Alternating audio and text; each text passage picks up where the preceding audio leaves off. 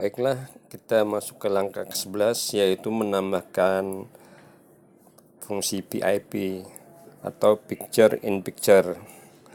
Caranya adalah, pertama kita pilih foto yang akan kita tambahkan. Kita pilih misalnya nomor 2, kemudian klik tombol PIP, klik lagi tombol plus,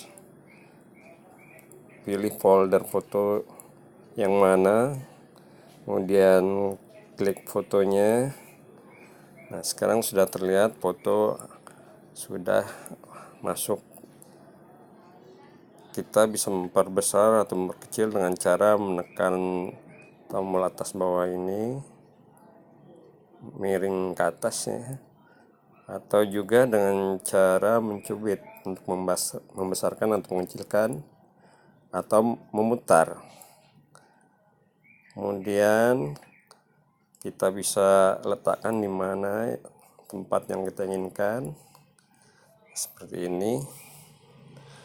Kita juga bisa menambahkan satu foto lagi, klik tanda plus, pilih folder, pilih foto.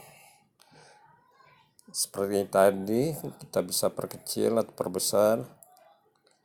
Kita buat miring, kemudian dorong ke posisi mana yang kita inginkan, kemudian klik OK. Kita juga bisa menghapus kembali atau mengganti foto yang sudah kita masukkan dengan cara mengklik foto, kemudian klik tanda silang, foto hilang kembali.